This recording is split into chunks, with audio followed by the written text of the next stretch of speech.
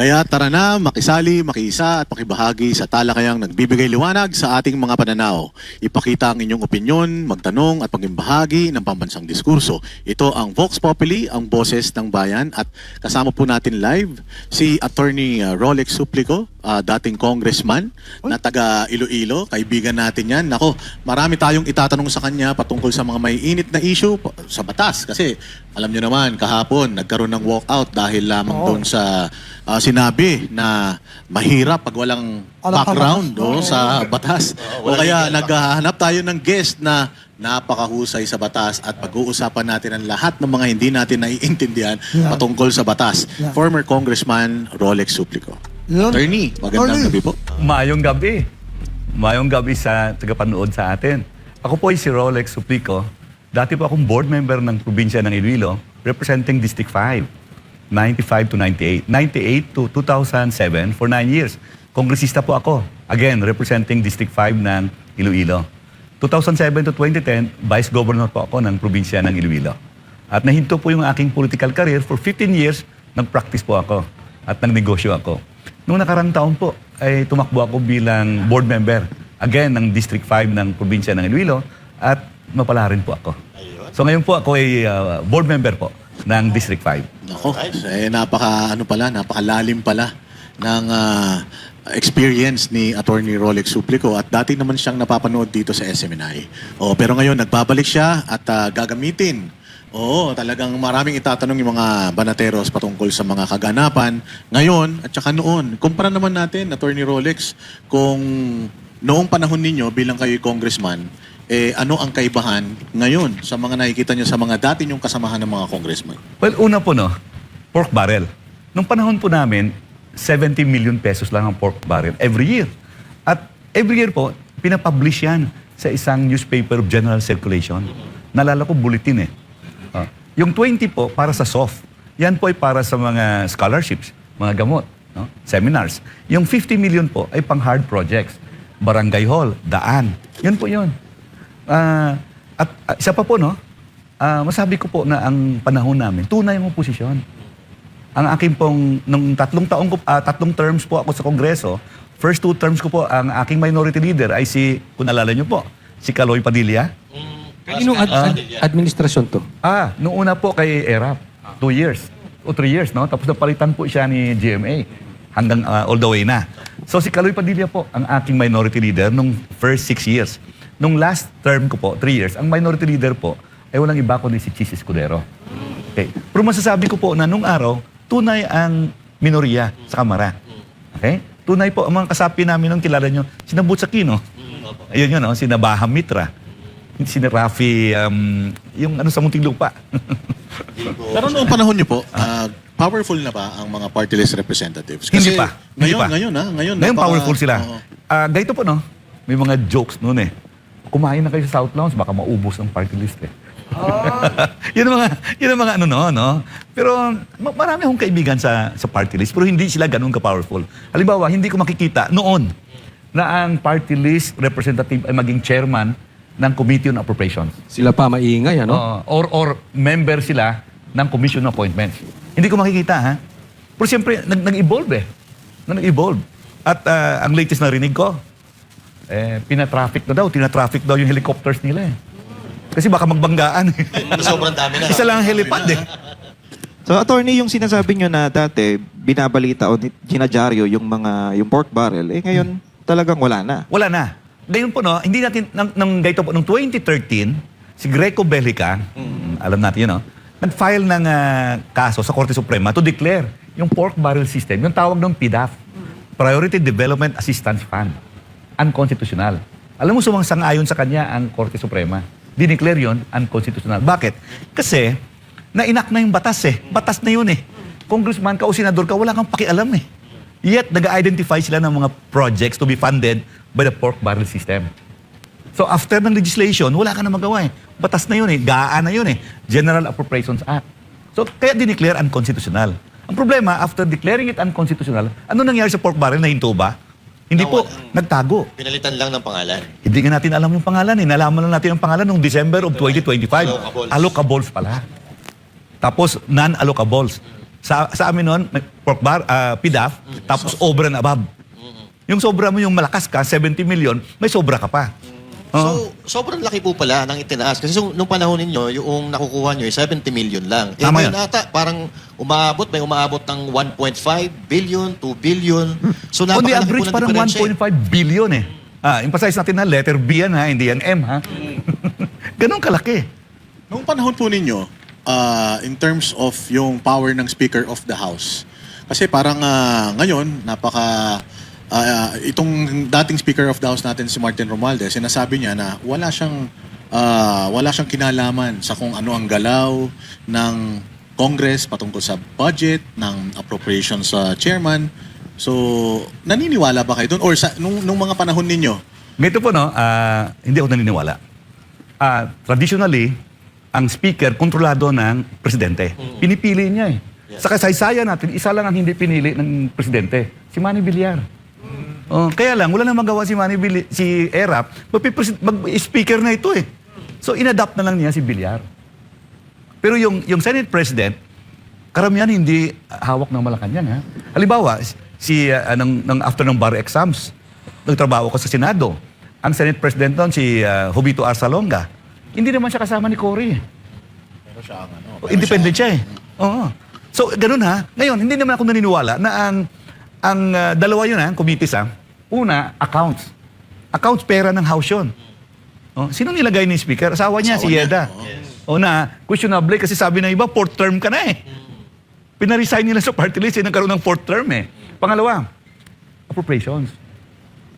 Pag speaker ka, may bas-bas mo yun. Kung anong gagawin niya doon, dadaan sa'yo. So attorney, kasi nungalingan yung sinasabi ni Romualdez na wala daw talaga siyang kinalaman. Ang may hawak daw doon si Saldico lang at saka yung speaker na sinabi niya na si Chis Escudero. Sagutin ko sana, tell ito daw Marines, no? Kaya daw may 18.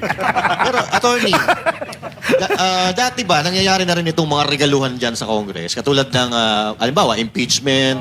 Tanungin natin, sa history sa history ni ba? attorney sa Congress, normal ba yung impeachment? Gaano karaming impeachment na yung na-experience ninyo Ayun. Okay. sa 9 na taon ninyong pagiging congressman?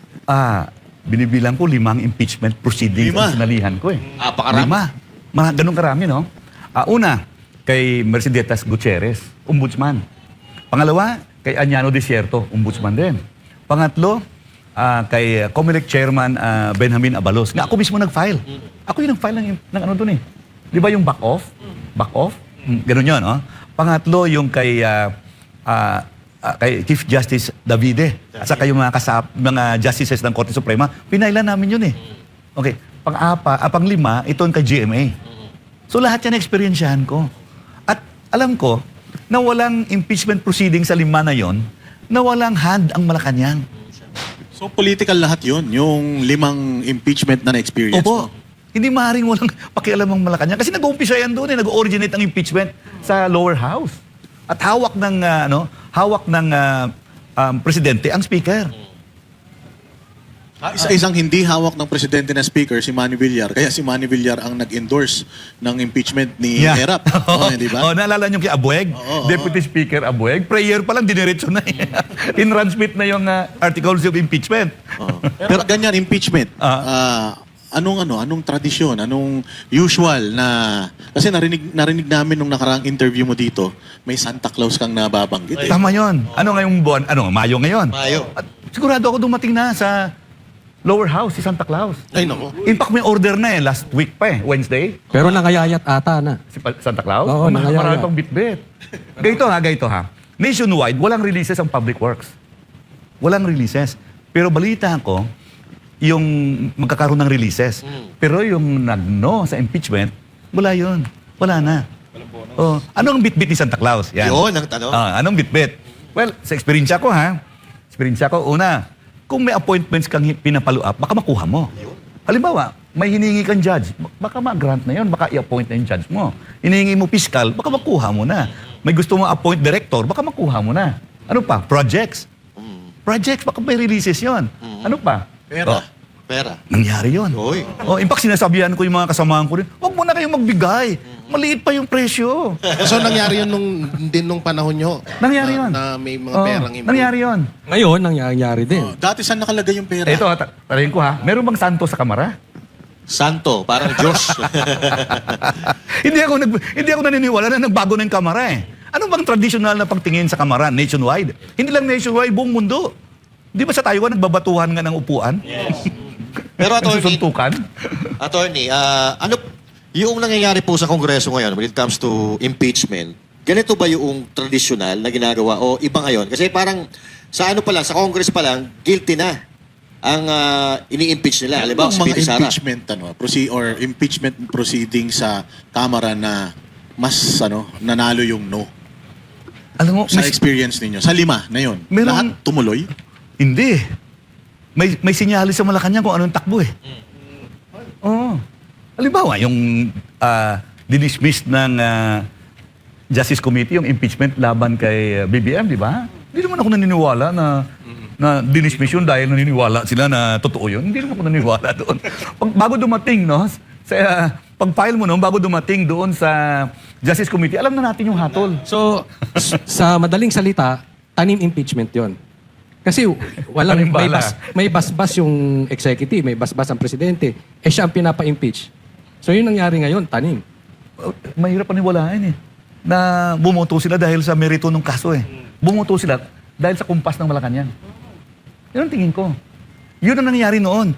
At hindi ako naniniwala na magbabago yon. So yung palaging interview ni Marcos Jr. na wag nyo na ituloy ang impeachment. Ano lang yan, sayang sa oras. Palabas lang niya lang yun. Alam mo, matagal ko na narinig eh. Sa 5 impeachments na sinamahan ko, ang linya ng Malacanang, wala kaming pakialam Hands dyan. off sila. Executive branch kami. Legislative branch kayo.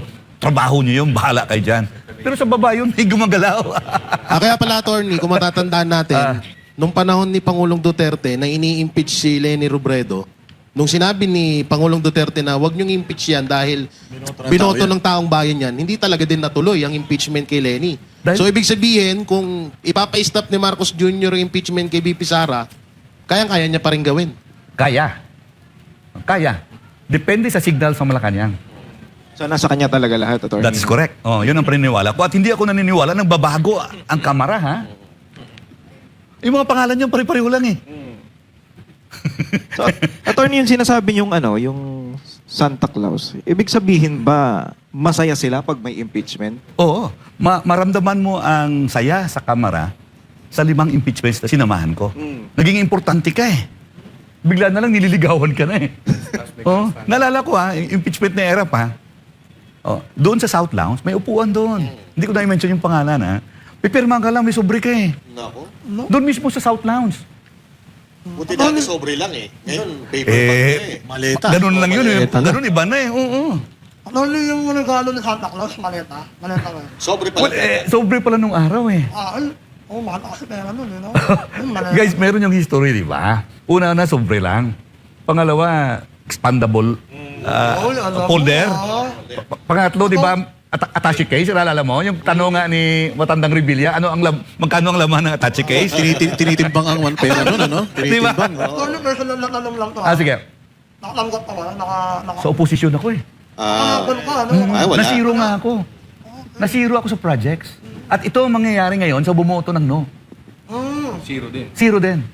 Pero ito yung magandang laban na yun kasi almost 2 years na lang eh. Tapos na, tapos na. In fact, may personal ka nangyari sa akin eh. Yung kaso ng tatay ko, natalo kami sa Korte Suprema dahil pina-impeach namin yung... Nakulong ka, Tol. Hindi, civil case. Tatay ko yung may hawak. Attorney, dati ba may gipitan na ng katulad ng nangyayari ngayon? Halimbawa, opposition ka. Kinakalaban mo yung majority. Nagkakaroon ba ng gipitan? Kasi ngayon, Mas matindi. brutal ba noon Mas o ngayon? brutal ba noon o kaysa ngayon? Pareho lang yan. Oo, meron. Meron Kailangan, buo ang loob mo pag sumama ka sa oposisyon.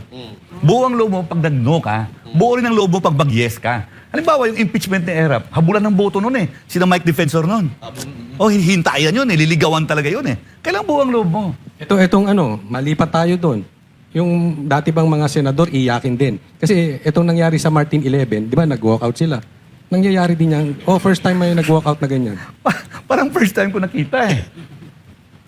Kami noon, nung impeachment ni GMA, sa Justice Committee, tumayo kami, nag-walkout kami. Tinapon ko pa yung papel eh. Nalala nyo? Ginanon ko yung papel noon Oo, attorney, naalala ko na. Tama yun. So mas brutal dati. Well, sa House yun, sa Opo, House. Oo. Ang sabi ko, dito Justice Committee. Committee on Justice ito. Justice. Pero ngayon, nakikita mo parang nag-iiyakan sila, katulad nung kahapon. Kung ano-ano nang pinagsasabi na, nasa minority na sila, akala mo kung umasta, parang nasa majority pa rin sila. Parang sila ang bida. Well, ito sana, no? Alam mo, ang Kongreso, no? Ang ano dyan, yung nagbibitbit ng Kongreso, ang Senado. Doon sa House, pwede ka mangmurahan, pwede ka magsuntukan. May mga congressmen nagsuntukan, ha? Oo, nakikita ko yun. Oo. Susuntukan, may nagmuntik na barilan sa floor, eh. Sayang nga yung kay Oo. Kiko tsaka kay Robin. So ngayon, So, ang, iba ang po- nagbibitbit sa Kongreso, yung Senate, dapat statesman ang dating mo. Oh, debate yan eh. Pag na-elect ka sa Kamara, na-elect ka sa Senado, na-elect ka sa isang debating club. Yes. So iba po pala talaga dati kasi sabi nyo, Iba. nagbabarila, nagsusuntukan. Ngayon, salitaan lang pero pinag-iinitan yung ibang congressman. Iba, di Diba? ba? Dapat, debating club yan eh. Collegial body yan, marami kayo eh. Pag pinadala ka doon, pinadala ka sa isang debating club. Marketplace of ideas yan eh. Pero nakikita ko ngayon, takot eh. Naninira na lang ng upuan eh. Attorney, nabanggit mo yung yung Committee on Justice. Tama ba sa tingin mo yung ginagawa ng Committee on Justice ngayon kaysa sa panahon mo? Ganito no, ang chairman ng Committee on Justice doon, si Sim Dato Manong. Magaling yun eh. Si Manong Sim. Respetado namin yun. Hindi ganito ang pagbitbit. Papayagan ka magsalita eh. Siyempre sa botohan, talo ka. Hindi na pipigilin ka. Usually, attorney, yung mga ini-impeach nung panahon ninyo, ano ba, yung kanilang function, importante. Compared ngayon, kasi ngayon ang ini-impeach, Vice President. So, para kasi sinasabi nila, usually ang mga ini-impeach, yung kanilang function, importante para sa bayang Pilipinas. Kasi considering na si Inday Sara Vice President, so bakit siya yung ini-impeach? Usually ang ini-impeach Presidente, Supreme Court Justice, COMELEC Chairman, mga ganyan, hindi ba? Noong panahon ko, dalawang ombudsman, si Desierto at saka si Gutierrez, COMELEC Chairman, Justices ng Korte Suprema, including the Chief Justice, saka yung Vice President. Sa tingin ko ngayon, ini-impeach si Sara dahil sa eleksyon sa 2028 eh. Obvious. Hindi mo natalo eh. Wala pang kandidatong administrasyon. Let's face it, wala pang kandidatong administrasyon eh. So kung hindi mo kaya sa eleksyon, wala ka namang kandidato, daalin mo sa impeachment. Remember, ang punishment or ang penalty sa impeachment, dalawa lamang. Okay? Removal from office and disqualification from holding public office. So hindi ka na makatakbo. So yun yung sinasabi nyo. Italin na natin ngayon doon. Dahil merong usap-usapan, kaya wala pang kandidato kasi nag-declare Wala pa na si eh. Inday Sara eh. So dapat meron na ring mainit na itinatapat sila kay Inday Sara pero wala pa. Wala pa eh. Ngayon, umugong nung nakaraan, itong usapin ng term extension, Constituent Assembly, CONCON, CHACHA. Ano ba mga pagkakaiba nito, attorney? Itong Constituent Assembly, itong CHACHA, itong Constitutional Convention, ano ba to? Well, ganito, ang ating saligang batas, 1987, 4 lang actually provisions na importante dyan. 4 lang. Una, preamble. Bakit importante yung preamble? Malalaman mo kung sinong gumagawa eh. Di ba ang umpisa ng preamble? We, the sovereign Filipino people. Yan. Number 2, Bill of Rights. Diretso natin yun laban sa gobyerno. Okay. Nando doon yung court issuance ng warrant. Local judge yun, ha? Number 3, form of government. Ano bang form of government natin? So, 3 great branches. Yes. By arrangement, legislative, executive, judiciary. Ang dulo, amendments or revisions. Amendments or revisions. Ano yan? Pamaraan, paano ma-amendahan o ma-revise ang konstitusyon. So, 4 lamang importante. Iba dyan hindi importante. 4 lamang ang importante. So dito ngayon, papasok yung CHACHA. 3 yung CHACHA, di ba? Una ay Congress, Constituent Assembly. Pangalawa ay CONCON. Pangatlo ay People's Initiative. People's Initiative, wala na yun. Wala na, tapos na. Dineclare na yun na mahirap gawin. Okay. So natira lamang, CONCON mahirap na wala ng panahon, 2 years to go eh. Yes. So natira lamang yung CONAS. Problema yung boto sa Senado. Ayun. Pero attorney, sa inyong palagay, napapanahon na ba na galawin ang saligang batas ng Pilipinas? At kung napapanahon na, what is the best time? O anong pinakaakmang panahon? Ngayon ba? O sa mga susunod na panahon ang paggagalaw nito? Alam mo, Pagpapalit? maraming attempts para palitan ang ating constitution. Umpisa pa lang kay Jose Laurel. Yung panahon na yon. Sa 1987 constitution, marami ng panahon. Pero lahat ito, bumagsak.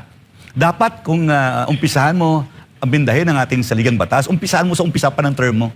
First year pa lamang. Doon mo na umpisahan para hindi ka suspetsahan na gusto mo ma-extend ang term mo. Oh, yun ang nangyayari. Pero ano po yung... Maaga sila nagsimula. Yung People's Initiative 2023, nag-start na yun. Pagkaupo nila eh. Ito na nga lumabas yung tambalustos sa initiative eh. Hindi, actually, ito ang National Unity Party nag-file noong November 12 to 2025, House Bill number 5870, calling for a CONCON. Pero hindi ito nag-progress eh. Wala nang panahon para mag-CONCON ngayon eh. Pero, Too late. may kailangan ba ng partisipasyon ng taong bayan dito sa ano, or may power ba ang taong bayan para hindi matuloy or matuloy ang constitutional amendments? Wala eh. Doon na yan sa Kongreso. Pero bababayan na plebiscite. Pwede tayo magno. Pero wala nang panahon yan eh. 2 years to go? Yes. Wala na eh. Ang akin lamang sinasabi, 2 taon natira, wala na yan eh. Kung ikaw presidente ng bansa natin, and any president ng bansa natin, kung sino mag-succeed, dapat isipin mo kung anong legasiya na mabigay mo sa Pilipinas. Hindi mo isipin na dapat i-extend pa ang term mo o proteksyonan ang sarili mo. Yes. Ano ba ang legasiya mo? Sa 2 taon na natira, wala ka ng legasiya. Yan yung pag-iisip Wala na. ng normal. In fact, ito po, ang pwede na lang gagawin, pinag-usapan din namin ng mga kaibigan ko, ang pwede na lang gawin, targetin niya at linisin niya ang Pilipinas. I-surrender niya yung kanyang pinsan buo. Yun, believe tayo. Ayun. Believe tayo, Alam mo na yun, Atty. na... Ang problema. Kasi problema dito, ilan tayo dito? 1, 2, 3, 4, 5, 6, 7, 8. 8. Sa 8 tayo, sino ba naniniwala na inosente siya? May alam talaga na, Atty. No? Hindi naman. Kala mo ikaw lang? Magtatanong-tanong. Akala ko kami lang. Nagtatanong-tanong din ko sa mga kaibigan ko, alam mo bakit? At the end of the day, yung GAA na yan, hindi yan maging GAA kung hindi mo pirmahan. Yes. Oo nga. Sa'yo lahat ng last... At ang speaker na yan, sa'yo yan. Yes. At ang speaker na yan, may control yan sa chairman ng Committee on Appropriation. Yeah. Tama nga. Tama sila ako naman sana, no? Lahat ng approval sa kanya. Oo. So nung sinabi ni Martin sa kanyang video message yung nakaraan, yung vlog niya na Wala na ngayon. I will not go down alone. Ibig sabihin, talagang admission yon na may kinalaman yung kanyang pinsan. Sinabi approvals, no? Pagpasa ng budget, GAA na yan, General Appropriations Act. Babato mo na yan sa executive. The executive will now execute that budget. Implement it. No sabi ng Constitution, executive power is vested in the President. Ano ba executive power? The power to implement laws. Ang GAA, batas po yun. I-implement mo yan. Ibibid mo yan. Ikaw mag-appoint ng mga district engineers nationwide. Maski yung Secretary of Public Works and Highways, official family mo yun eh. Mga USEX doon, ikaw pumipirma eh. Pero sinasabi ng Malacanang na ang executive ay hindi lang daw sa kanila. Alam nyo, may isang presidente, si Truman ata yun. Sa mesa yun, nakalagay doon, the buck stops here. The buck stops here. Ibig sabihin, kung ano nangyari dyan, ako yung nasisihin. Yes. Sinungaling talaga. Ano? Ngayon, umiiwas. The buck stops there. Oo. Kasi ang Starts sinasabi here. niya, nakakapag-release daw. Stops here, di ba? Starts here. Starts here. Oo, ang nagre-release daw ng budget, DBM, nang walang approval ng presidente. Posible ba yun? Bata mo yun, yung official family mo yun eh. Di ba? Again, hindi ako makasabi na tell it to the Marines, ha? Kasi may marinong involved doon sa ano. Ngayon, attorney, pinapalabas nila na ang isa pa daw na mastermind si Chis Escudero po daw. Hindi daw si Romualdez at hindi rin daw si BBM. So ano pong masasabi niyo doon? Ito no, nung panahon ko, may BICAM, member ako palagi ng BICAM. Pero may small BICAM. Ang big BICAM, 12-12 yun. No? 12 sa Senado, 12 rin kami. Doon palagi yan sa PhilCOA. Sa mga Bisaya katulad ko, ang tawag doon, PhilCOA. PhilCOA. PhilCOA. Pero yung small BICAM, doon nagmimit yun sa Lamesa Dam. At karamihan na doon si Mike. Si Mike, tanungin mo si Mike. So alam na alam din ni Kong Mike. Yung Alam na magkano- alam na yun. Oo. Parang 4 na lang sila. Grabe. So dinidesisyonan nila ang budget ng Republika ng Pilipinas, pati yung aming pork barrel. So kasama si Senator Cheese sa small cam? Nandoon siya eh. Nilabas ni tawag ito ni Martin yung transcript pa yun. Nandoon yung present eh, nandoon siya. Pero sinasabi ni Martin, hindi siya kasama sa small committee. Hindi siya kasama. Pwede ba Pero yun? bata yun siya, Si Saldico. Saldico. Pwede bang si Saldico ay hindi susunod? May cellphone ngayon eh, gaganon ka lang Pwede boss. baga, oo. Ito gawin natin, pwede ba? Pero hindi po ba na tulad ng sinabi ni VP Sara Duterte na si Saldico lang at saka si Romualdez ang nagdidesisyon? Sa tingin niyo po ba may alam pa yung iba pang naandun sa small? Ganito pag kihad ng budget, wala pa yung graph doon ha. Allocation na ng mga senador, allocation na ng mga congressmen. Okay? Wala pang graph doon. So ang tanong ko, kailan ba nag-umpisa yung graph?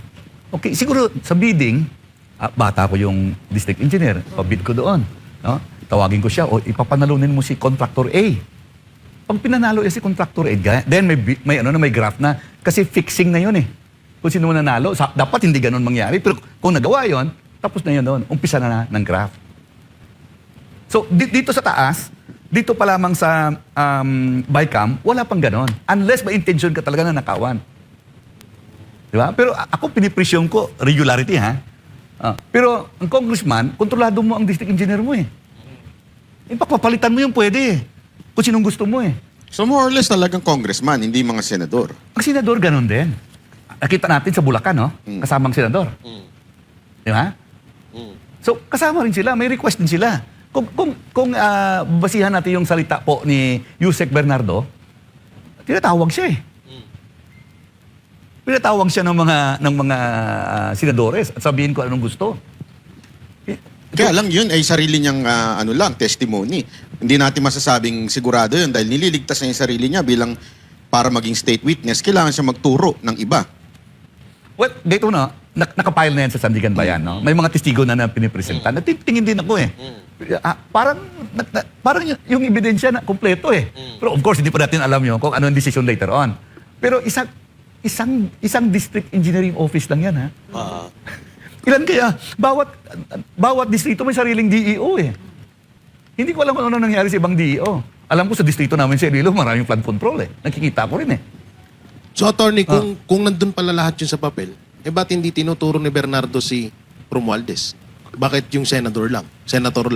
Hindi ko alam kung may dealing sila. Hindi ko alam. Ang gusto ko lang sana noon, matutuloy yung investigasyon. Nahinto, di ba? Remember? Ang hanggang tayo sa, magkano ba? 1.4 trillion? Yun ang huling bilang na ninakaw eh. Di ba? Up to job, nahinto na eh. Hindi ko alam kung bakit nahinto. Ako nanonood sa Senado. Pero sana, sa panibagong administrasyon, sino ang chairman ng Blue Ribbon? Si Iya Cayetano. Sana matuloy. Para malalaman natin. Hindi po ba kayo nagtataka na ngayon ang makakasuhan ay yung mga katulad nila Majority, senators. mga majority senators. Tapos hanggang ngayon, yung napaka-obvious naman, yung dating Speaker of the House na si Romualdez, abay parang wala pang malayang namamasyal. Samantalang yung mga senador, sila pa ang nakakasuhan ngayon. At yung ikakaso pa kay Romualdez ngayon, bailable. Malupit yun. Nagtataka rin ako. Yung pagtataka ako, bakit walang congressman na pinatawag sa Senado? Nagtataka rin ako doon. Paano mo, ayun? Yun ang in-expect talaga natin sa bagong liderato. Naalala niyo yung pangalan ng isang congressman sa Leyte, Veloso, na mention doon sa listahan ng mga drug lords? Alam mong ginawa niya, pumunta sa Senado, doon sa investigasyon at umupo siya, humingi siya ng pahintul para magsalita siya, para i-clear yung pangalan niya. Wala na tayong nakikitang ganun eh. Halimbawa, katulad nila Di ba, naalala niyo? Katulad nila Gardiola na may mention din. Na isa sa mga pinaka-contractor. Si Chabit, gusto niya magpunta ron para mag-expose. Hindi siya Pero pinayagan. pinapayagan. 18 Marines. Dito, nung panahon ko po, meron din ganon. May kilala ako, ma-identify ko. Ang uso doon, farm to market roads. Ang tawag doon, farm to pocket. May umiikot eh. Kikita ko yun na umuupuan ka, tapos kausapin ka gano'n, uupuan ka, kausapin ka eh. Farm to, Uupuan ano ka- po? Farm to pocket, Pocket, roads. Hindi ko na alam kung ganun pa rin. Hindi ako naniniwala na nagbago ha. Baka mas lumala pa. Malaki na eh. Pero yung dahilan po ni Senator Lacson na parliamentary courtesy, kaya hindi pinapatawag yung mga congressman at kahit si Romualdez, do you think applicable pa yan ngayon? Ito no, naniniwala ko sa parliamentary courtesy. But in the face of damning evidence, dapat ituloy mo eh. Ituloy mo eh. Tawag mo di ba? Dapat hindi mo, wag mo na i-consider yung parliamentary, Hindi na. ano. Kasi ginagamit pa sa shield eh. Oh, ano yun ha? Wala namang batas na ganun ha? Parang sinasabi ng delikadesa. Parang ganun yun eh. No? Delikadesa, wala namang batas na ganun eh. Wala rin batas yung parliamentary courtesy. Oo. Pero in the face ng ebidensya na nandoon, dapat ituloy mong investigasyon eh. So kahit na, attorney, kahit na sabihin na natin na may ganon, huwag mo nang isipin. Para talaga sa, mailabas na yung ebidensya. Huwag nang isipin yung parliamentary, courtesy, di ba? Well, at the end of the day, binoto ka ng taong bayan eh. Answerable ka sa taong bayan eh. Unahin mo yung taong bayan. Binoto ka doon eh. Do you think may nililigtas si Senator Lacson? Hindi ko alam. In the end of the day, gabi na.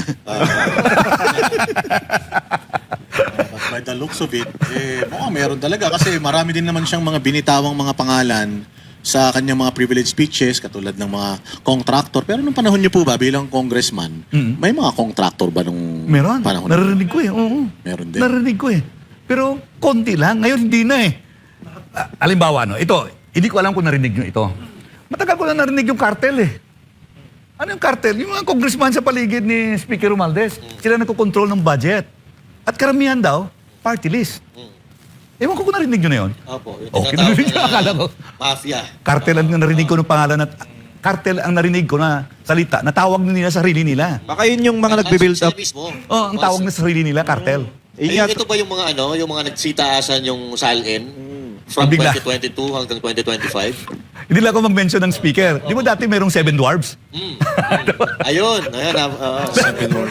Kasi pag speaker ka, sa dami-dami ng congressmen, meron talagang circle na nasa paligid mo eh. So Yun yung tawag ko binanggit- 7 dwarfs. Yun yung binanggit ni Saldico, yung magkakasama sila, yung mga close niya. May Party interview nun. list. May interview nun kasi dati, yung kay Saldi ko, binanggit niya yung mga close friend nila. Unang-una si Speaker Martin Romualdez, yung mga iba pa. JJ Suarez. Sila Suarez, sila... Chua. Yan. Oo. Oo. Yan na tayo sinasabi motor na Seven Dwarfs. Yung panahon nun, di ba? May isang speaker na yanan ako, namatay na kasi. May ganun eh, oh. Huwag na natin i-mention yung pangalan. Pero hindi mo maiwasan kasi, na siguro pag ganung posisyon, mataas na masyado, minsan sa paligid mo, ay nagdininong-ninong doon sa mga kasamahan mo rin eh. So, perceive sila na malakas sa'yo. Totoo naman, pag pumasok ka sa speaker's office, iba yun ha. Doon sa second floor yun eh. May malaking hall doon. Pag medyo hindi ka indo, dito ka lang sa malaking hall. Ibang Pag chair in ka yun. na, papasok ka. Oo. Oo. Sa loob doon, meron pang small room doon sa loob ha. Sa likod. Tapos may labasan pa yun. Na hindi ka na makakita pag lumabas ka. Dati po ako kumakain dyan eh. Oh, kita. Masarap ang pagkain dyan eh. Yung mga pagkain nila. Oo. Mga manok.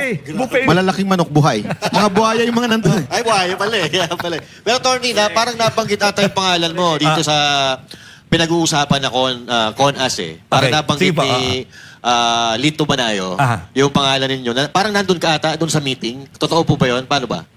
Anong meeting yun? Yung meeting nila... Sa Soler, Senator- sinasabi? sa Soler. Wala ako doon. Wala po kayo doon? Wala. Oo. Ang member po ako ng Thursday group. At every Thursday, nagla-lunch kami. Minsan nag-abroad kami para mag-lunch lang. Pero hindi na nangyari ngayon. No? Hindi na nangyari kasi tumanda na karamihan eh. May mga namatay na members eh. Halimbawa, si Butch Aquino wala na. Si Jake Nkasait wala na rin. So itong Thursday group na binabanggit ni Ping Lacson, kasama ka pa doon? Kasama ako doon. Kasama pa rin. Tomorrow pupunta nga ako, kakain ako. Nandito ako sa Maynila eh. Hindi po bang makisama kami? Makilunch din kami Hindi ko doon. sabihin doon sa Paano nabuo yan? Paano po nabuo yung Thursday Dito po group? no, ang Dati in-invite sa That's Entertainment lang namin alam yan. May Monday group. Kasi panahon ni Coach Oli. Ano yung That's Entertainment? In-invite Kasi mo ako.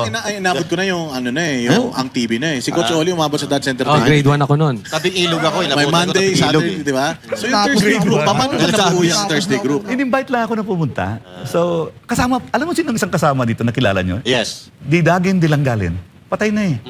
Si Tito Soto, member ba siya doon? Hindi siya. Bakit Patay nandun siya? na. Parang hindi ko siya nakikita doon eh. Una ka. Hanggang Sabado yun. Baka ibang club yun. Ibang club. Pero ito nga Thursday group, paano po ito nabuo? In-invite lang ako, mga 2000. Tagal na. So nakakain lang ko doon. Tapos maganda ang naman. mga ano nito, ano ba yan? Parang fraternity ba yan? Hindi naman, hindi Brotherhood ba yan? naman. Hindi ba ito golf club? Hindi. Ako, by the way, Sigmaro ako ha. Si Manny Zamora, Sigmaro din. Napalo yun sa Thursday. Hindi, Sumama ako sa Sigmaro nung sa UP ako. Itong mga nakaraang mga Thursdays. Hindi ako naka-attend kasi busy ako sa Iloilo. Kailan po nung huli kayong umattend doon? Patagal na, mga 2 buwan siguro, 1 buwan. 2 buwan, last month. Sino mga nandoon? Hindi ko alam kung sino na doon nakaraan. Bukas pupunta ako, sumalaman ko. Ayun. Tawagan ka namin, Baka Tony. wala nang pumunta dyan. Hindi ako pupunta doon, masarap pagkain doon. Pero usually, anong nagaganap doon sa loob ng Nagchichismisa, nag-usap ng gano'n, oh. Politics. Mamag ko. Politics. Mamag ko. Wala na dyan doon. Hindi, pinag-uusapan nga doon nila yung golf. Ganun pa eh. Nagkakaraoke kayo doon. Wala. Kain lang, kain. So si Ping, nakikita niyo po doon. Nakikita ko. Ano kadalasan ginagawa ni Senator Ping? Nag-uusap lang. Sa huli May na... kasama mo ba siyang boyfriend? Lalaki kaibigan? Wala. Negative. Matipuno. Wala. Ito, attorney. Alam niyo, kilala ko si Ping matagal na. Lalaki talaga. O talaga? Hindi.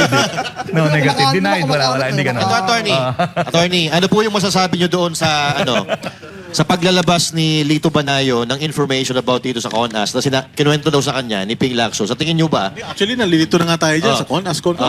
Ano po ba yung CONAS? Paki-explain nga po in layman's term kasi Sige. sabi nga po ni Marcoleta, mahirap pag wala kang background eh. Sa legal batas background. eh. Oo, so, Sige, ito yun, no? CONAS? CONAS, Constituent Assembly.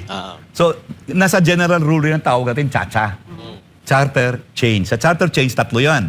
Diba? CONAS, CONCON, or PI. Yung Yung PI, PI, People's Initiative. Hindi yun, Hindi po lang. hindi yung blank ina, hindi yung gano'n Pero wala na yun, sinabi ng Korte Suprema, mahinang batas natin, wala na yun. Sa ilalim ng Santiago versus Comelec. Yes. Yung wala na yun, okay. Nagkaso. Kaso yan na decided 1997. So natira na lang CONAS. CONCON, wala na rin panahon. Too late the hero. Wala na. CONAS na lang. Pero ang CONAS, kailangan mo ng 3/4 vote of both houses. Voting 3/4 separately o Yun bang jointly? question? Kasi ang Constitution, hindi sinabi kung voting separately or voting together. Siyempre, ito ang senador, palaging hindi sasama sa lower house. Dami nila eh. Ang tingin kasi nila, mas mataas sila. So, voting separately yan, mag-i-insist sila dyan. Panahon pa ni JDB, sinasabi yun na, sumama na kayo sa amin. Sa Hindi, personal senador. opinion mo, separately? Separately.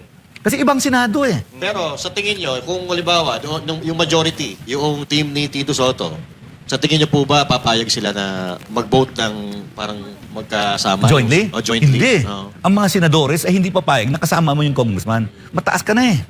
Kahit majority may gusto, tapos yung minority ayaw, hindi pa rin matutuloy. Hindi pa rin. Alam mo, buntik na yan nangyari ha. Panahon ni Pimentel Nograles. Constituent Assembly. Yung Senate Resolution number 10 ay meron pong 16 nga senadores ang pumirma. Muntik na nangyari. Pero hindi rin natuloy.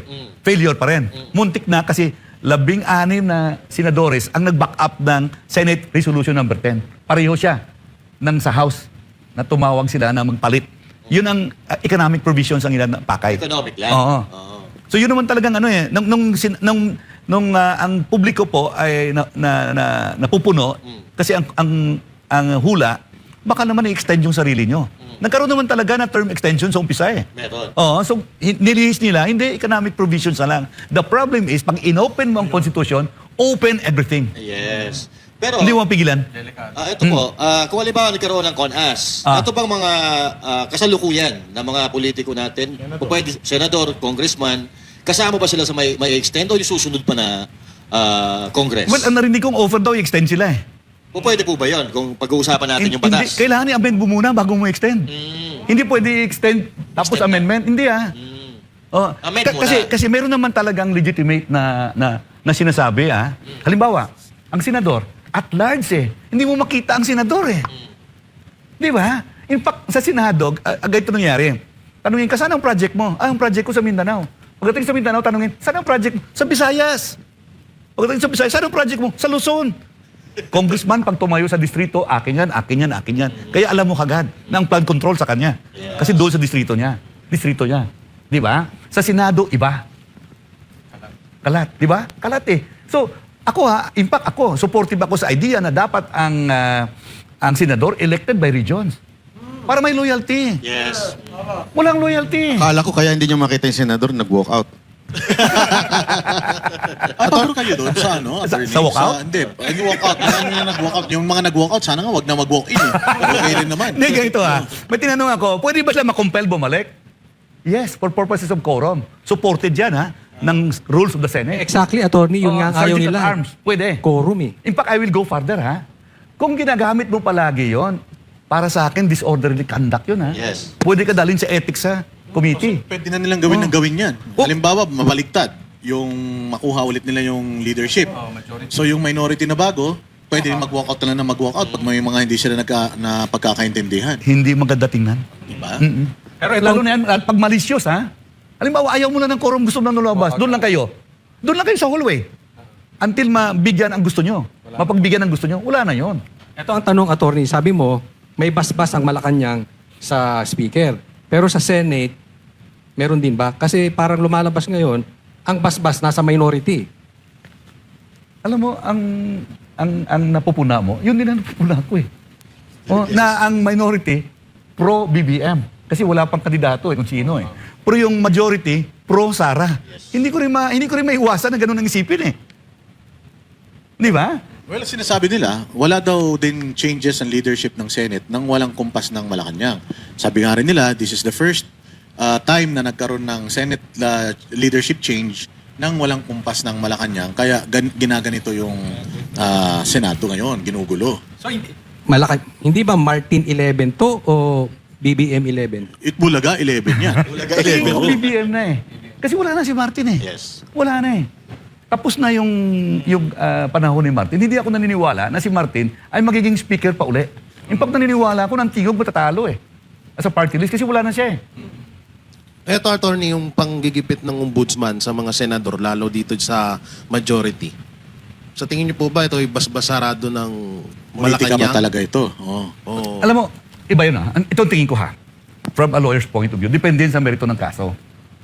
Pero ang sinasabi ko lang, so maraming involved, bakit mo piliin? Di ba? Kasi may merito Kung kumpleto ang kaso mo, meritorious ang nahawakan mo, go ahead, file it. Di ba? Let the axe fall where it may. Tama? Kasi kung nagnakaw ka naman talaga, maski dito kang panig, it does not make you innocent. Tama ko?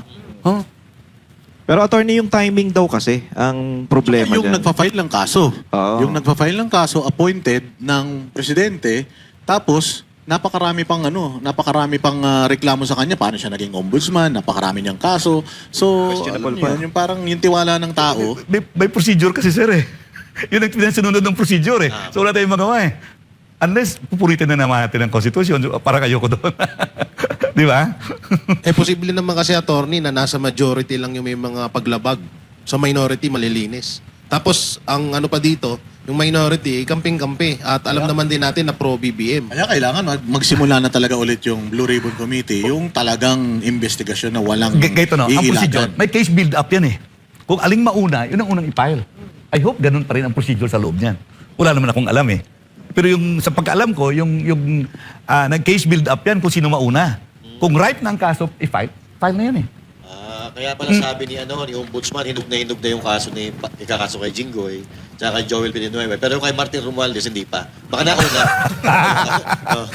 Ang matindi pa nga niyan, mas nauna pa kaming kasuhan kaysa kay Romualdez. Yun ang problema. Pero Sige.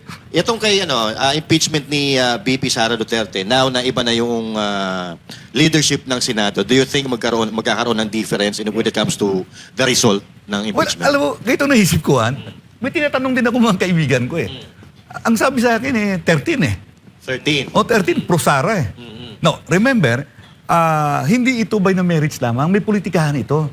Kasi yan ang mga senadores na yan, kasama si Sara, kasama ang mga prosecutors, kasama yung mga congressmen na bumubuo ng padala ng articles of impeachment sa Senado, nahalal yan dahil sa politika.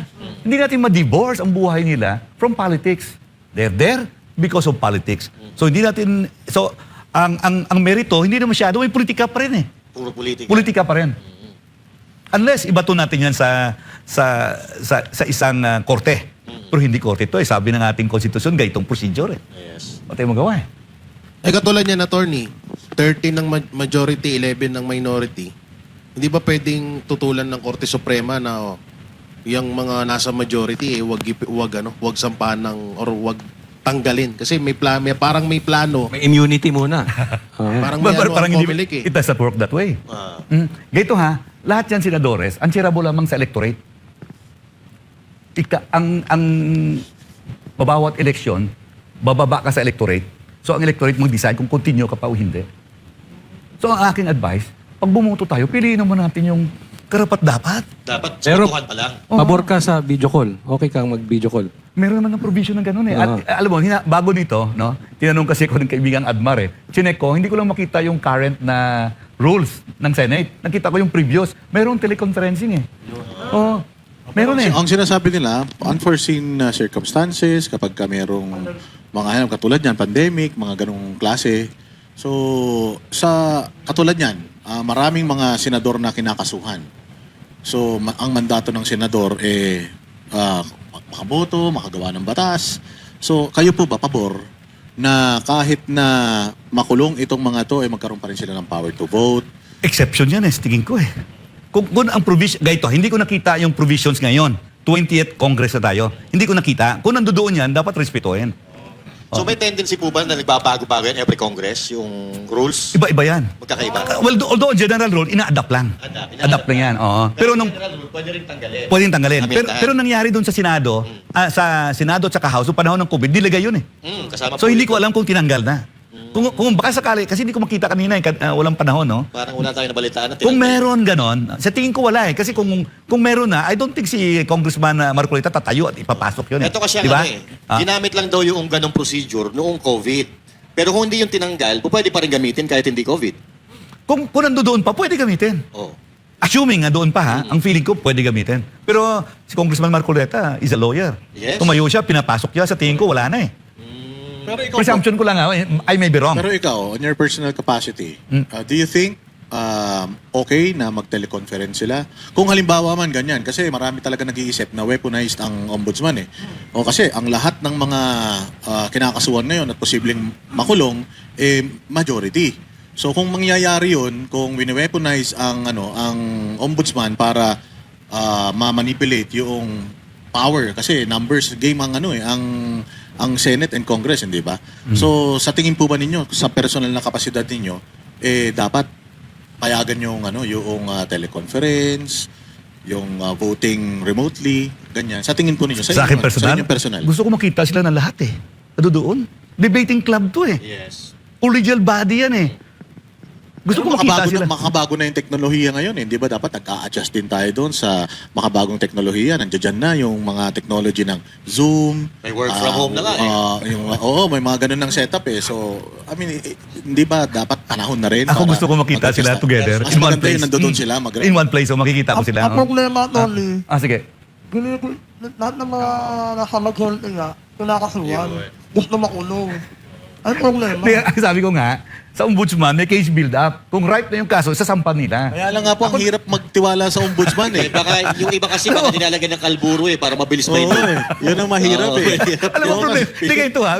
We just Hindi, have paano to... po, attorney, Sige. ko, ilagay na lang natin for the sake of conversation or argument, pinupolitika talaga ng ombudsman. Talagang tinatarget, sabihin natin ganon. So do you think, kailangan, na natin? Ganito ha. The ombudsman itself is subject to impeachment. Sabi ko nga, dalawa na yung ombudsman na sinamahan ko sa impeachment eh. Oh. But for now, hindi sila po pwede ma-impeach. Mahirap may pitch na itong yun. mga to dahil alam natin na riding in tandem itong mga to Magkakampi eh. itong mga Parang wala. Guys, we have no choice except to trust, no? Assume everything is regular. Ang problema kasi, Torny, no? Kasi sige. alam natin, may mga kaso, kinakasuhan nga itong majority. Siyempre, kung ba, makulong sila, senator pa rin naman sila.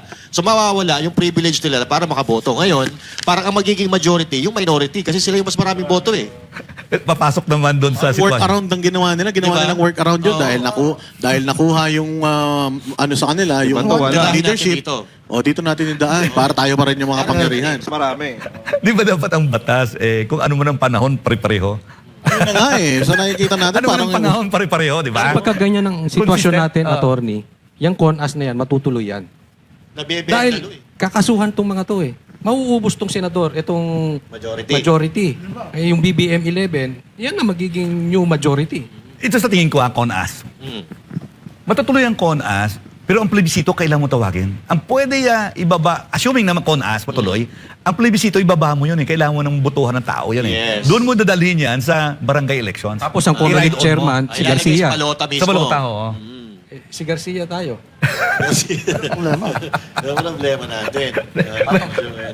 Mayroon bang comment kasi one time, Kaya lang- bugado ko si George. Pero pag pinilit kasi, Tony, pag pinilit, wala tayong magagawa eh. Kasi yung boto nga ng politiko mismo eh, nadadaya eh. Yung pa kaya. So, babalik ako doon. Dapat pipiliin natin kung sino yung ihalal natin. Dapat ganun. Oh, ganun din ang panawangan ko palagi. Paano pagka yung... Kasi refleksyon yun kung sino tayo. Yung binoboto natin. Kaya lang, nakita naman natin, last election, may mga ugugong na medyo dagdagan yung boto, nabawasan yung boto kasi may COMELEC, ganun. May Parang sobre. ganun. May sobre. Oh, sa Iloilo, yung nagbaha ang sobre. Oh, di ba? Ako lang hindi nagpalabas ng sobre. Kala ko talo ako eh. Tsaka ginagawa ng ibang mga politiko dito sa atin, yung mga kalaban nila, binibili na nila. So minsan yung tao, wala nang choice, kundi siya lang talaga iboto dahil siya lang yung tumatakbo eh. Katulad yan sa distrito daw ni Martin. Naku. Ganun ang nangyayari, siya lang ang tumatakbo, walang kalaban eh. Saka ano kuya, bago pa mag-eleksyon, yan, bukas eleksyon. Alam na kasi yung panalo ngayon eh. Hindi, attorney, talagang ang tao walang tiwala na eh. Dahil sa mga nangyayari, nakikita naman natin, bukas sa mga mata natin, nakikita talaga natin kung papaano wini-weaponize yung mga ahensya ng gobyerno.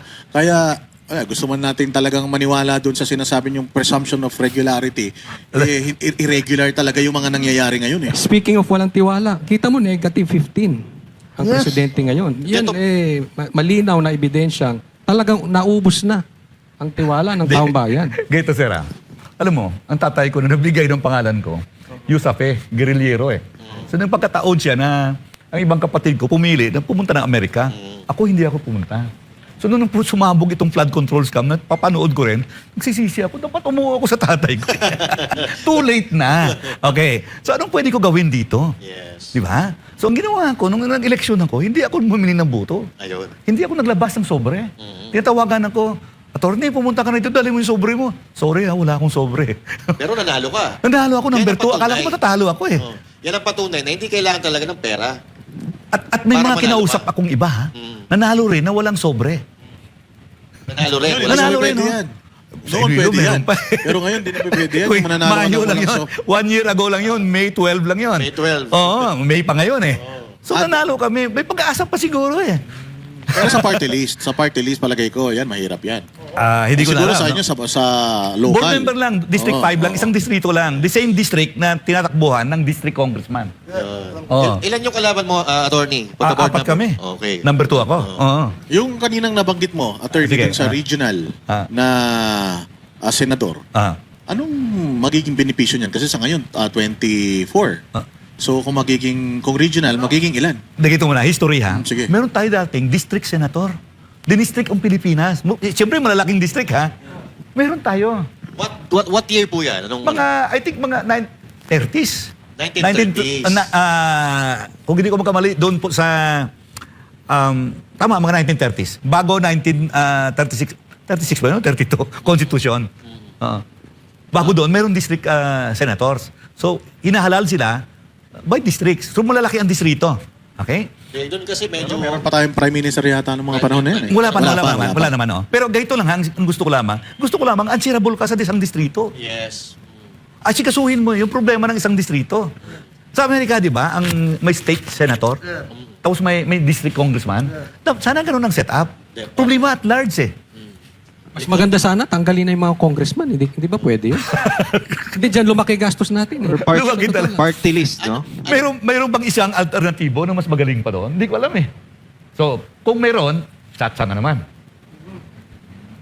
Grabe, no? Very dramatic Di ba? ang politika natin sa Pilipinas. Kung magtsatsa tayo, paano natin mapipigilan ang term extension hindi ililift? O, kasi sabi naman nila, kung nagnanakaw na nga yung 24 senador, dadagdagan mo pa ng Magnanakaw. Di ba? Ubus na talaga. Dapat nga magbawas tayo eh. Kahan yung congressman, tanggalin yung party list. Yun lang. Yung mga party list, sa tingin ninyo, attorney, since galing kayo sa party list, di ba, supposedly, ang ano niyan, yung mga marginalized sectors, sa tingin nyo ba, nare-represent pa ng mga party list ngayon yung marginalized sectors? Hindi na eh. Kasi ang helicopters nga nila, kailangan may traffic mo. Otherwise, magbanggaan doon eh. Grabe, no? Oo. Halos lahat may helicopter na eh. Helicopter na sila pumapasok. Ikaw ba, sa tingin mo, kailangan kasi kapag sinabi natin na alisin na ang party list, amyenda na naman sa batas yan. Amenda na naman. Oo. So- Ay, hindi. Party list, by law lang. Okay. So, Ang hindi, nakalagay sa ating saligang batas na 20% of all the members in the House of Representatives must come from party list groups. 20%. Yun lang, oo. So by law yun. Sa tingin niyo po, 20% Pwede lang sila pabaguhin ngayon? 20% lang ng buo Okay. ng kamara. Oo. so pwede pang baguhin yun. Pwedeng baguhin, by law lang yun eh. Oh, parang sila yung mas may Ang ingay problema, dyan, eh. kaya ba baguhin natin na merong nadodoon sila? Yes, yun nga ang problema. Siguro sa 2028 na yun. Oo. Sa unang buwan pa lang, wala na yan. Papahuli na ng buwan. Oh, nakasahod ka Hindi na. kasi yun din ang problema eh. Di ba? Halimbawa, o merong isang congressman tumayo, tanggalin na yung party list. Kahit party list siya, tanggalin na yung party list. Ang problema, boboto, congressman din eh. So wala. Sila rin. Oo. Sila rin. Baka. Wala rin mangyayari, ano? Ang pumoto na lang, mga mayor. Wait, itong isang suggestion ko Itong isang suggestion ko. Ibalik natin yung love of country as a subject. Yes. Dati meron tayong ganun. Dapat ganun eh. May ganun tayo eh. Meron pa tayong good manners and right conduct na wala na eh. Ngayon, wala nang love of country, love of money na eh. Yes. No? Di ba meron tayong ganun dati? Wala na eh. Ito ako suggestion ko, attorney. sige. Baka naman mali ako. Dapat mandatory drug test. Malaki matatanggal sa problema natin dyan. Adi, alam mo, in-implement yan noon, dineclare ng Korte Suprema unconstitutional kasi nagdagdag ka ng isa pang requirement Requirements. to run for a public office. Ito, hindi to run. Panalo ka na. Nakaposisyon ka, dapat mayroon drug test. Kasi yung security guard nga may drug test, di ba? Driver may drug test. Kukuha ka lang ng yaya, may drug test. Tapos presidente, walang drug test. Pwede. Pwede. After the election, bago siya manumpa. Pwede ha. By law lang siguro pwede yun eh. Or as a matter of policy, bakit hindi yun? Di ba? Eh katulad dyan, attorney, may di ba? May kautosan ng Korte Suprema na magpa-hair follicle drug test si Marcos Jr. Eh ngayon, parang Pinasasagot pala. binabaliwala. Pinasasagot pala. Pinasasagot pala. Ano pong ano dyan? Ang sinagot nila, TRO. Oo, yun ang sinagot nila na hindi. Yung basura daw. Basura. O, yun ang So sagot tama nila. po ba yung ginawa nilang yun? Well, ang feeling ko, pakomment mo naman talaga ang respondent bago mo desisyonan eh. So, sinunod lang nila. Di ba, kinwestiyon ang health niya? So, isang tao nag-file ng kaso sa Korte Suprema, pinakomment din ng Malacanang eh. So, hindi ko alam anong takbuhan niya. Si Sir Jack, kinwestiyon din yung health niya eh. Kinasuhan siya eh. Kinasuhan din ako. Ako kinasuhan ako, MPI. Kinwestiyon lang niya yung health. Sana maawa na kayo sa akin. Business yun ha. PWD. Buwan na akong nakakatulog. Alam mo ba na ang provision na yon ay bunga yon ng question natin nung araw sa health ni Marcos Sr. Remember? Remember? Tinitingnan natin sa TV, pag lumalabas sa TV si Marcos Sr., tinitingnan natin sa mukha kung ano nangyayari sa kanya eh. Kasi parang namamagana yung mukha eh. Senior yun ha, senior. Pero ako nito, personal na tanong ulit. Sige po. Sa tingin mo ba gumagamit ng presidente natin? Sa tingin mo lang. Kasi na. Mag-presume na lang ko na regular, no? Na hindi siya gumagamit. In the absence of evidence that will point otherwise. Regular ang ginagamit. Kasi si attorney, abogado, mahirap eh. Ano yun, makakasuhan, no?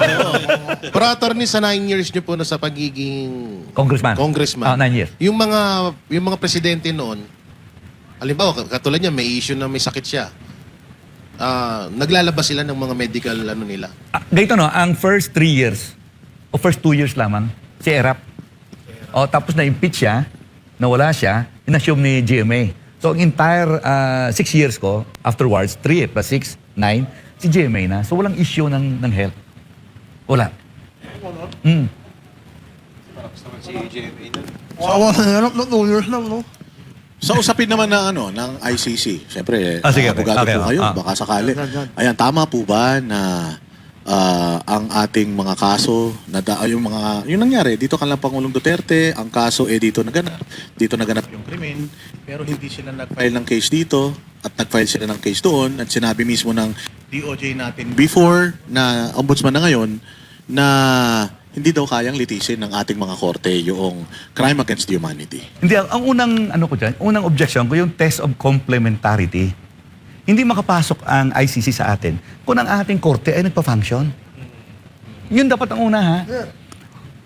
So, tanungin ko kayo, ang korte ba natin na nagpa-function? Sagot ko dyan, yes eh. Opo. Kami mga abogado, mga IBP, nagmi-meeting pa kami. Nagsiseminar pa kami ng MCL. Yung mga kasama ng abogado, nag-a-appear sa korte, nagpa-file ng kaso sa courts, no? MTCs, RTCs, Court of Appeal, Supreme Court. So, open ang korte. Yes. And at the same time, yung mga kinakasuhan, nakakapag-file din ng affidavit. Oh, Diba? yung judicial system ay tumatakbo. Hindi ko alam kung bakit pumasok sila. Ngayon, pumasok na sila. So, nasa warrant na tayo. Ito pong Section 2 ng Bill of Rights. No body shall be arrested except pursuant to a warrant issued by a judge. Local judge yun eh. Kasi may searching questions and answers pa doon. Di ba? Paano mo nalaman na searching questions and answers na ginawa doon sa ICC kung sabihin mo? Sikreto nga yung warrant nila. Yes. At ito sa atin, pagsampa ng kaso ng piskal, prosecutor, mukhang sikreto pa kasi hindi mo pa alam na nandoon ka na eh. Di ba? So huhulihin ka lang ng pulis, saka ka mag-bail. Di ba? Pero nangyari dyan kay Bato, sa gitna na yan eh. Yes. Bakit sikreto pa? Di ba? Bakit kailangan i-unseal pa? And, Hindi ko maintindihan ha? example, kung yung kay Sir Jason sa din, nalaman na lang niya na may warrant of arrest nung uhulihin na siya. So, parang tama po ba yun? Usually, ganun talaga. Oo. Oo, pupunta sila sa iyo. Pero alam mo na may investigasyon na nagaganap. O merong kaso, may subpina ka galing ng piskal, di ba? Lalabas yung warrant na yun kapag May nahanapan resolution. ka ng probable cause. Oh, may resolution. So alam mo, makakatanggap ka ng resolution na yun eh. Alam mo na talo ka dun sa kaso. at umakyat siya sa korte kaya nagkaroon ng warrant of arrest. Pero ibig sabihin, yung paglabas ng warrant of arrest, malalaman mo katulad ng mga dati, alam mo na may warrant ka, pwede ka it's either sumuko ka o magtatago ka. Ngayon kasi, parang surprise eh. Paano ba yung Well, kasi korte, foreign court eh. Hindi naman tayo, wala naman siguro si Bato na pupunta-punta doon, binabantayan yung, di ba? Sabi nga daw, mag-wave ka lang, bawal eh. So, para sa akin, ang korte na sinasabi yun, ang judge na sinasabi, local judge yun, local court. Kaya lang, wala pang ng Korte Suprema eh. So, wala pang desisyon. So, ibig sabihin, ang ginagawa nila, unconstitutional talaga. Kasi may sagot din kasi sila eh sa kampo ni Senator Bato de la Rosa. Pero kung pagbabasihan natin yung batas, talagang ito'y labag sa batas yung ginagawa nila. Parang, Well, ang sabi daw, wala pang TRO. Di ba? Pero hindi pa sila naglalabas ng main decision. So, hindi pa natin alam kung anong decision talaga. Wala pa tayo wala pa Hindi tayo. naman po nagtatago si Bato, di ba? Dahil nasa Malacanang po siya eh. Bato, maraming bato dun eh. Nagbabato nga yung tao dun eh. Iba yun. Iba yun. Sa akin, hintayin talaga natin ang Korte Suprema. In the meantime, dapat hindi mo na sa huliin. Kasi pag hinuli mo, padala mo doon, paano ngayon kung nag-decide ang Korte Suprema na hindi pwede i-implement ang warrant ng ICC? tapos nandun na siya. Inapadala mo na doon. Hindi mo na ibabalik dito. Oh, ito pa, let me distinguish between sa case ni Duterte, President Duterte, at kay Bato. Si Duterte, ex-president at the time. Yes. Si Bato, halal. Boses yan, bitbit siya yung boses ng bayan kasi binoto siya. So dapat hindi natin i-deprive ang tao ng isang senador na hinalal ng bayan. Oh, more so. Second to. Imagine mo kung nagkamali ka. Pangalawa sa pinakamataas na botong nakuha ito. Di, tsaka, ang sitwasyon ba na nagkamali ka, pinadala mo doon, tapos ang Korte Suprema nag-decide, hindi pwede i-implement. Entonces ka na eh. Speaking of Korte Suprema. Sorry na lang, oh. Hindi ba? Kasi lalong gumulo yung nila ng dininay nila yung TRO eh. Tapos hindi naman nila dinideny totally pa yung dapat dalhin ang diretso sa ICC. Di ba? Ang gulo nun eh. Wala pa kasing main decision eh. Ako doon pa lamang sa pinag-usapan ng TRO eh. Pero nakikinig ako ha. Ano ng problema, attorney? Sige. Hindi nila dinisisyonan ng paano nga kung dinala na doon? Sorry na lang, no? Sorry na lang. Doon ka na. Kawawa naman ang tao. Maling-mali talaga yung ginagawa ng NBI ngayon, attorney, na parang yung nagde-declare sila ng manhunt daw. Kasi Parang kontra kay Bato. kontra ba to? Para sa Talaga? akin, dandahan muna. Oo. Dandahan muna. Baka mamaya ang Korte Suprema magsabi na void yung warrant Yung mula instruction, ICC. katulad Wait niyan, lang. si Robin Padilla, sasampahan daw ng kasong obstruction of justice. Wala naman warrant of arrest local. So, saan siya sasampahan ng obstruction of justice? Dito ba sa korte dito o doon? ICC. Sa ICC. Hindi na tayo member ng ICC eh. So balik pa rin tayo doon sa issue whether or not a ICC warrant is valid here. So kailangan talaga desisyonan ng Korte Suprema para may guide tayo. Oo. Dapat bilisan na ng Korte Suprema, no? Yun ang sabi ni Jack eh. Ni Sir Jack. Bilisan niya na kasi magkakagulo na. Hindi mo magkakagulo na. Alam mo, may kaso Alam mo yung Atso Castillo case? Yung taga-UST na Hayes na matay siya. Hazy. Atso Castillo siya yun eh. Nakulong ngayon yung mga members ng fraternity sa Senado. Okay? Tapos nag-file ng kaso sila sa korte. Pero at the time na-decide ang Korte Suprema, nakalabas na sila. Sabi ng Korte Suprema, desisyonan pa rin namin to para may guide kayo in the future. Pero yun nakalabas ang sa Senado, umuwi sa bahay nila. Ito pag pinadala mo doon sa The Hague, sa Netherlands, wala na, tapos na. Wala na. Same nung nangyari kay, di ba, kay Cheese. Ayaw nila yung forthwith na interpretasyon ni Senator Cheese. Yung pala, tama siya dahil inano ng Supreme Court na sinabi na tama yun. Diba? Ganyan, same situation. So the better action should be hold it off until a decision by the Supreme Court is rendered. Di ba? So dapat hintayin muna talaga. Para sa akin, hintayin mo muna yun kasi pinadala mo na doon. Paano pa makukuha doon? So sa madaling salita, Supreme Court, silyado na talaga yan. Wala ka na dapat magagawa eh. Kasi kayo dati sumunod kayo eh. Nung pag sinabi ng Supreme Court na hindi pwedeng ituloy ito, wala ka na magagawa. Doon sa kaso ng Korte Suprema na pinahal namin sa impeachment? Opo, kayo nga, sumunod kayo eh. Well, hindi ko alam, no? Ganito, sumunod kami. Para sa nanonood, no? Nagkahito yung nangyayari. Si President Erap, sumakay sa bangka, tumawi doon sa Malacanang Park. Okay? So, kinonstro yun na umakyat na si GMA, naging presidente na. So, si President Erap, pumunta ng Korte Suprema. Nag-file ng kaso, ibalik niyo ako kasi hindi naman ako nag-resign.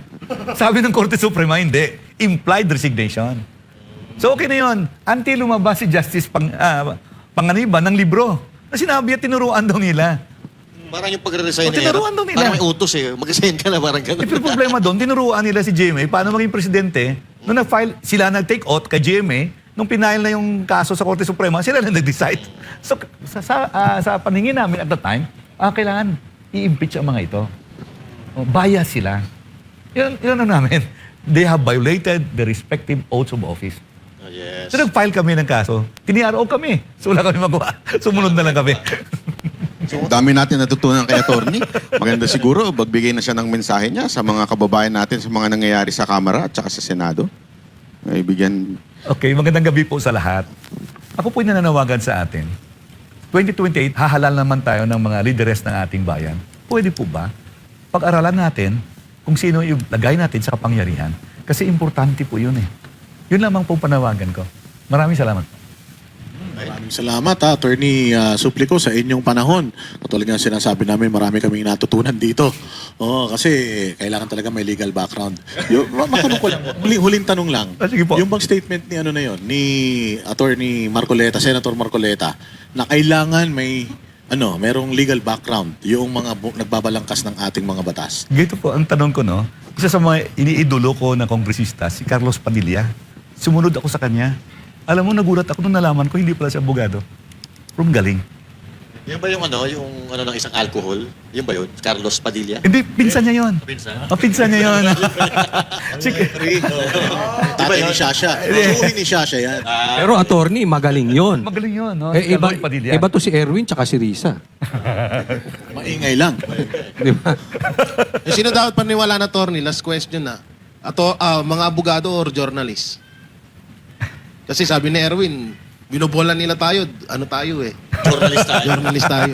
Depende siguro sa pinag-uusapan. Kung sa batas, mas magaling ang abogado. Kung sa pag-journalism, pag-reporting, mas magaling yung journalist. Parang gano'n, no? May mga abogado din na Gilles Bar eh. Yan, on record yan.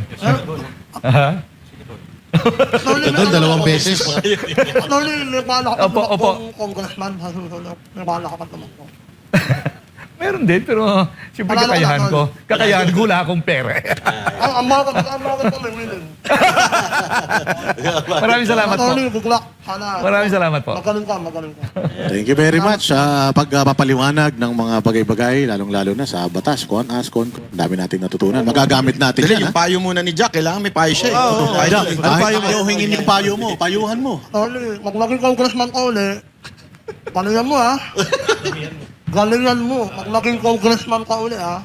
Galingan mo, kalabanin mo lahat. Ay, Maraming salamat po. Kapag matakot. Ano na Dapat talaga may hiwalay na segment si Sir Jack, no? Yung payo ni Jack. Oh, Panaginip ni Jay. Kasi kahit ayaw mo naman ng payo niya, papayuhan ka pa rin niya. Ayaw ka pa rin. Magaling.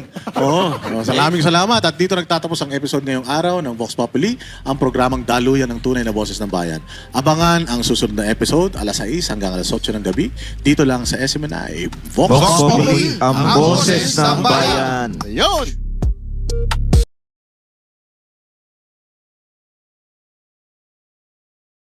Kami ang boses ng masa, hindi natatakot.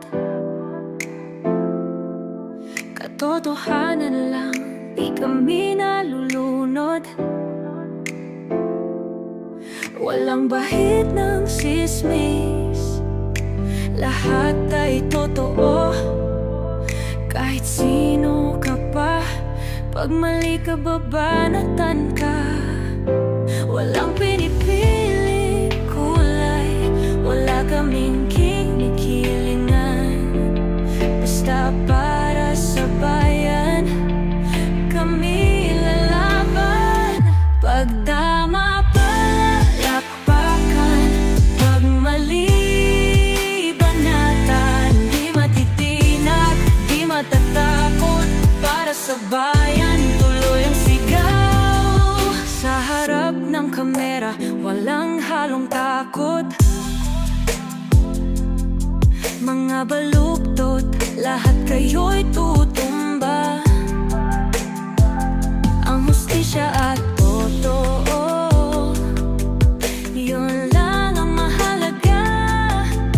Kahit sinong harang, di kami matitinag. Walang pinipiling kulay, wala kaming kinikilingan. Basta para sa bayan, kami lalaban. Pagtama palakpakan, pag mali banatan. Di matitinag, di matatakot, para sa bayan.